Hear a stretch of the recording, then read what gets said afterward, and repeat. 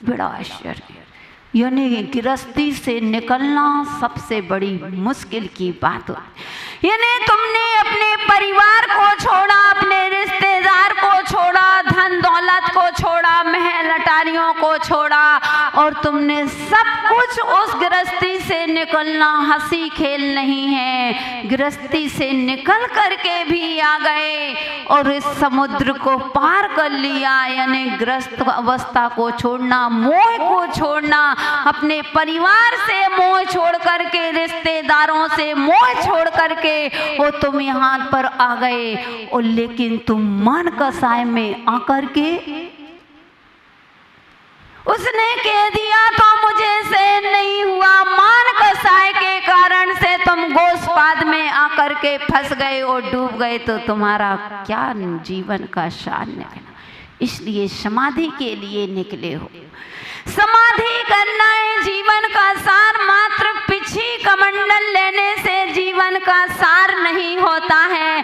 लोक प्रतिष्ठा पाने से जीवन का सार नहीं निकलता है। साधु को संबोधन कर रहे हैं कि समाधि कब होगी, शल्लेखना कब होगी, कि पहले अपने कसायों को क्रश करो और बाद में शरीर को क्रश करो। शरीर को क्रश करने से, शरीर को दुबला करने से कुछ नहीं होगा। हे साधु, अगर तुमने कसायों को पर विजय प्राप्त नहीं किया, तुम्हारी मृत्यु पर विजय कैसे प्राप्त करोगे? फिर तो दीक्षा लेना सब बेकार है।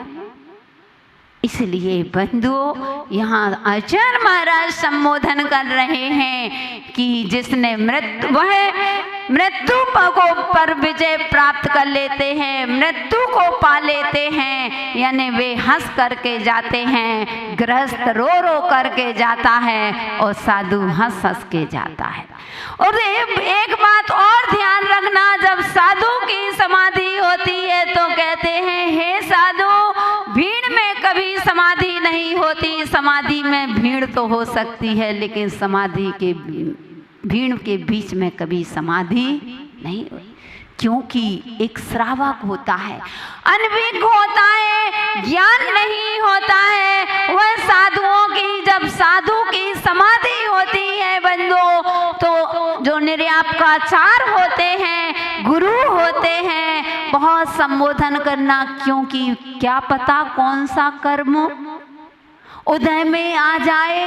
कभी कभी ऐसा होता है कि पूरी साधना करी और लास्ट समय चल रहा है, वह साधु चिल्ला रहा है मुझे पानी दो, मुझे पानी दो, मुझे प्यास लगी है, प्यास लगी है। वह मांग रहा है कि मुझे भोजन दो। और गुरु निर्यापकाचार होते हैं, उनके पास तक ले जाते हैं, भोजन भी, रात्रि में भी पानी ले जाते हैं। ध्यान रखना, लेकिन गौर से सुनना मेरी बात को।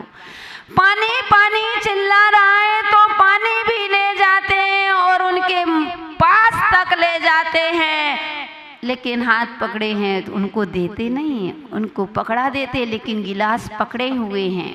फिर संबोधन करते हैं, हे जीव, तुम मुनिराज हो।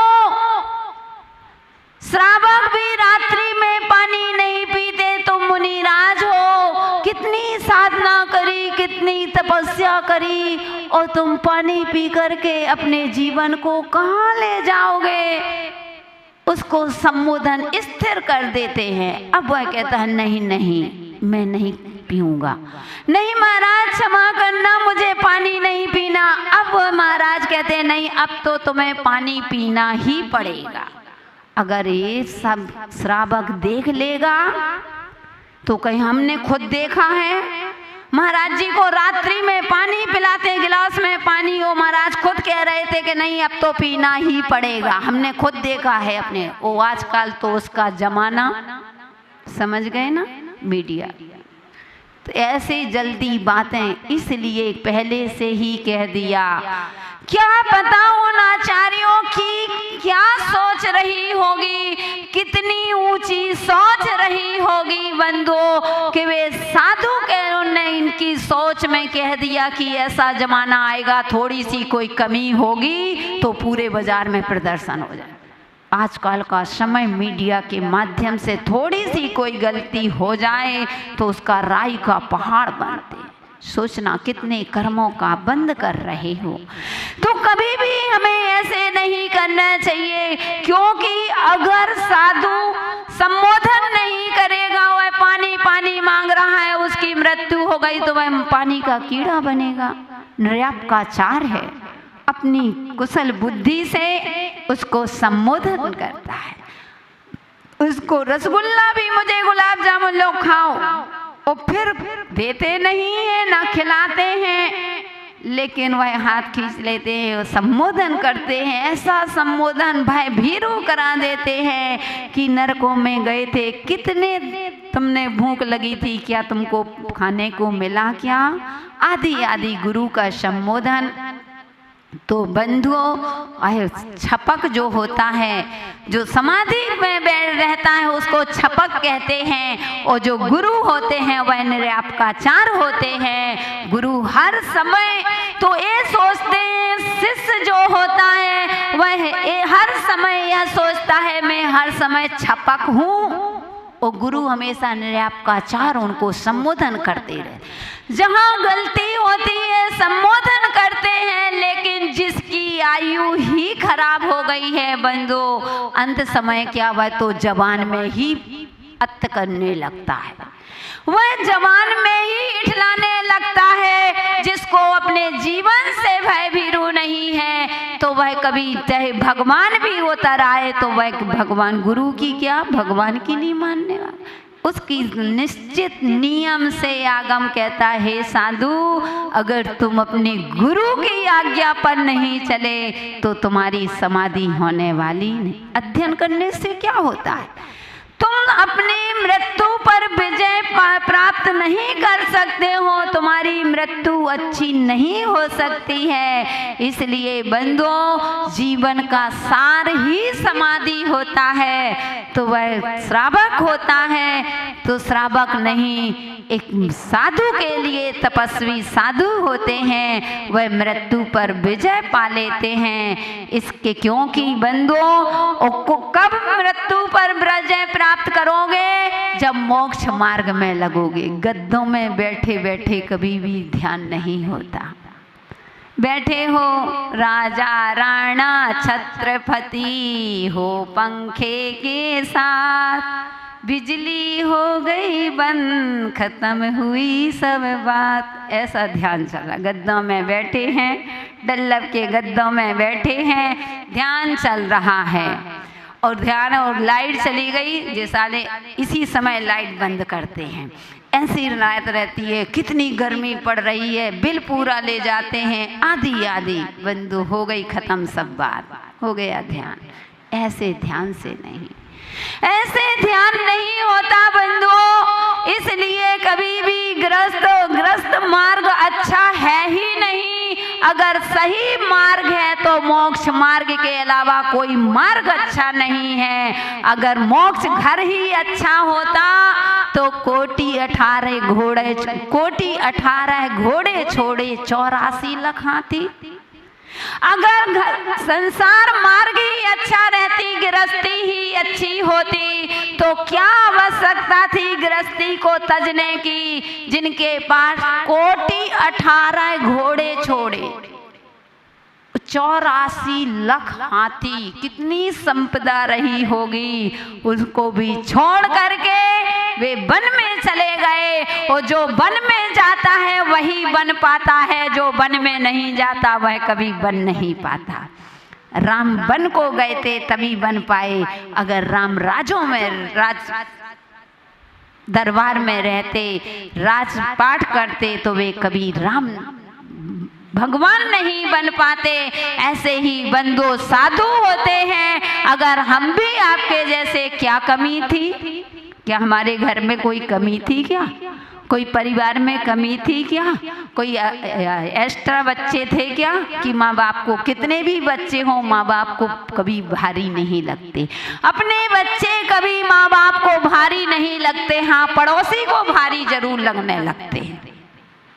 अगर बच्चों की शादी थोड़ी देर लेट हो रही है, पढ़ाई हो रही, तो माँ बाप को चिंता नहीं, पड़ोसी को ज़्यादा चिंता होगी, क्यों तुम्हारी बेटी इतनी बड़ी हो गई, अभी तक शादी नहीं करी तुमने, तुम्हारा बेटा इतना बड़ा हो गया, तुमने शादी नहीं करी, कहीं पढ़ाते रहोगे, उसको ज्यादा चिंता है, उसको जरूर भार है। लेकिन माँ बाप के लिए बच्चे कभी भार नहीं होते हैं। 5 उंगली हैं, 5 उंगली बराबर होती हैं। किसी के माँ बाप ये नहीं चाहते हैं कि हमारा बेटा मोक्ष मार्ग में बढ़े, हमारी बेटी मोक्ष मार्ग में बढ़े, क्योंकि वह तो गृहस्थ में बैठे हैं। कौन चाहेगा कि हमारी बेटी पैदल विहार करे, धूप गर्मी सहन करे। जिस माँ ने पाला है मोह तो रहता ही है, लेकिन ये बच्चों के ऊपर रहता है, हमारे अंदर रहता है। क्योंकि अगर इतना समझ में आ गया कि स्वार्थी संसार है बंधुओं, कोई अपना नहीं है, आँख खुले का सपना है,